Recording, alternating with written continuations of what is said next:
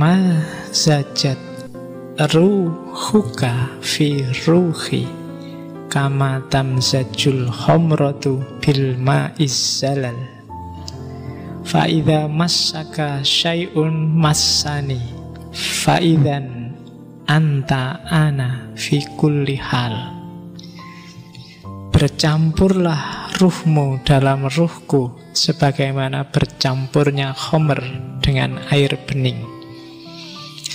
Ketika sesuatu menyenggolmu, menyentuhmu, maka ia juga menyentuhku. Fa'idzan anta ana fi kulli hal. Berarti engkau adalah aku dalam setiap kondisi. Ini awal-awalnya. Sampai kemudian puncaknya ini. Ana al-haq. Ini kelihatan luar biasa. Padahal kalau kamu pahami, harusnya setiap muslim nyampe ke level ini dengan pemaknaan tidak seperti pemahamanmu selama ini. Ini kan biasanya kamu pahami terus aku adalah Tuhan. Sesederhana itu, padahal maksudnya bukan ke situ. Kita lihat tafsir-tafsirnya ya. Yang pertama, di tulisan-tulisannya Al-Hallaj, di At-Tawasin, itu dia membedakan hak saja dengan al-haq. Maka bukan ana hak, tapi ana al-haq. Jadi kalau al-haq itu sama kayak lahut yang ada dalam diri manusia tadi. Itu kayak kalau itu kebenaran kecil. Makanya di situ di narasinya tak tulis pakai huruf kecil biar kamu nggak salah paham.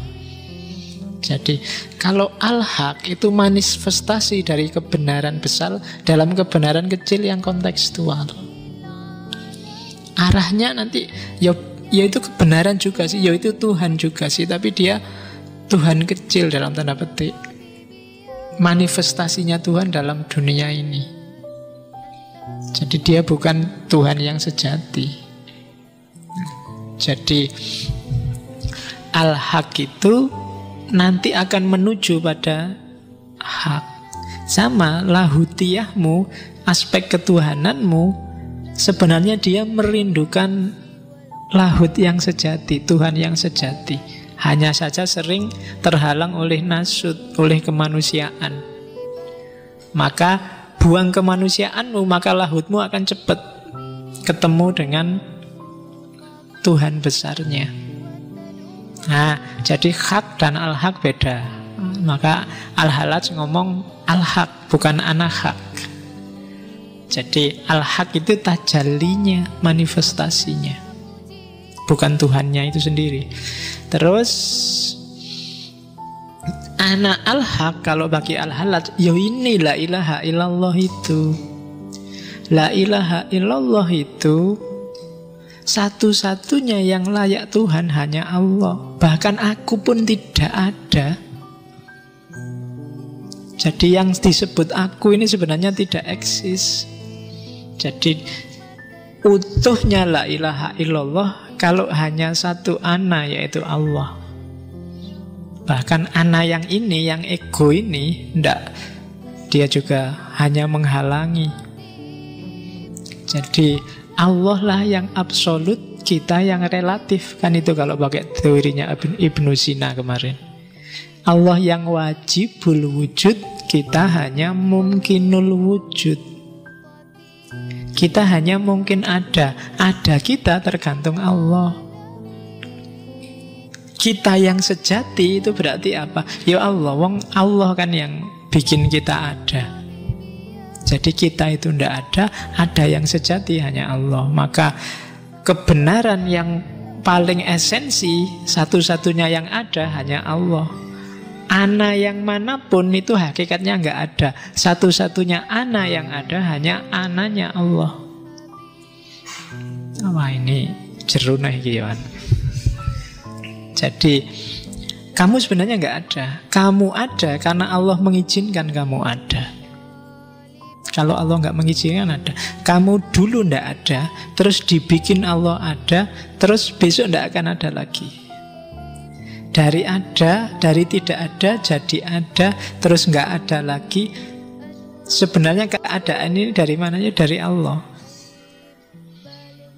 Itu yang jadi dalilnya Al-Hallaj. Jadi Allah itu meletakkan dalam tanahnya Adam itu ruhnya, citranya. Wa khalaqa Adama ala suratihi. Nah, ketika citra ini diambil, Adam tidak ada lagi sudah. Ketika ruhnya ini diambil, Adam tidak ada lagi. Kemana kembalinya ruh? Ya ke asalnya, ke Allah lagi. Nah, jadi ketika Allah akhirnya apa? Kalau Allah hadir dalam dirimu, itu berarti yang mungkin ketemu yang wajib. Ya mungkin pasti lenyap, tidak mungkin ada. Kayak setetes air ketemu laut, saya gambarkan tadi. Kayak gambar cewek cakep dengan cewek cakep beneran. Tidak ada gunanya gambar, ngapain? Iya kan? Nanti kan disempurnakan oleh Ibnu Arabi itu ya kan? Yang wahdatul wujud. Aslinya hanya Allah. Yang lain itu hanya gambar-gambar. Kayak kamu, misalnya masjid ini kaca ya, tembok-temboknya kaca semua.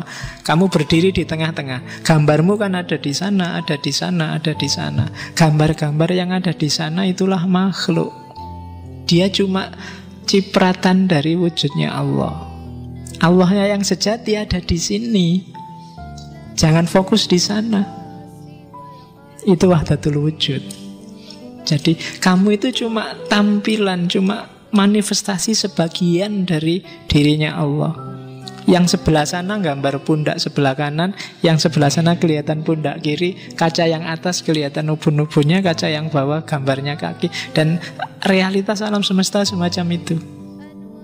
Yang agak sangat mirip dengan gambarnya Allah, mungkin kaca bagian depan itu manusia yang paling dekat. Mungkin di sana pohon, binatang-binatang semua kan ada pancarannya Allah. Itu wahdatul wujud. Nah, kalau hululnya Al-Hallaj itu ya berarti apa? Ketika setetes air menyatu di laut, jangan harap setetes air ini masih ada. Pasti dia sudah habis, tidak ada ceritanya lagi. Sehingga yang ada sekarang tinggal Allah. Maka ana al-haq.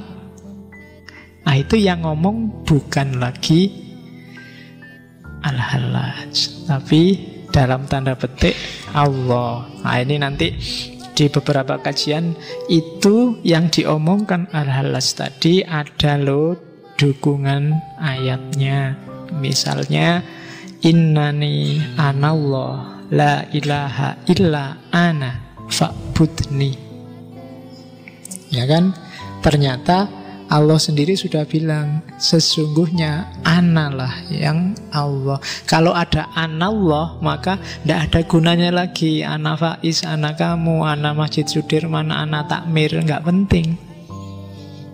Yang ada tinggal innani anallah, ana al-haq.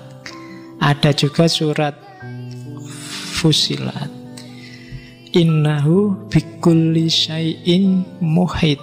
Allah itu meliputi segala sesuatu. Itu berarti apa? Ya ada di mana-mana. Itu tidak perlu dijelaskan lagi. Meliputi itu berarti ya kayak apa ya? Jaket ini, kalau ini ada HP, tak giniin, itu berarti jaket ini meliputi HP. Tidak mungkin ada bagian kecil pun dari HP yang tidak kena jaket itu. Itu meliputi. Berarti dalam segala hal ada Allah di situ. Dan Allah sendiri bilang, ini nanti yang dipakai sesi Tijenar, wa nahnu aqrabu ilaihi min hablil warid. Aku lebih dekat dengannya dibandingkan hablul warid itu ini. Jadi nadi yang di leher. Ya nadi yang di leher ini kan kuncinya. Kalau nggak percaya kamu nyari silet, coba dikit aja seret gitu. Ya, cobaan dikit ya. Itu maksudnya apa? Loh, lebih dekat dibandingkan nyawamu sendiri. Aqrabu ilaihi min hablil warid itu berarti apa? Ya Allah itu ada dalam diri kita. Wong sama ini aja ya lebih dekat. kurang dekat. Kamu sama pacarmu dalam-dalamnya kan paling cuma nempel. Itu lebih dari hablil warid. Jadi nahnu aqrabu ilaihi min hablil warid. Oke. Dan seterusnya lah, nanti ngajinya panjang kalau dibaca satu-satu. Termasuk yang terakhir itu wama romaita idromaita walakinnallaha roma. Kalau kamu melempar, bukan kamu yang melempar, tapi Allah yang melempar. Kalau kamu minum,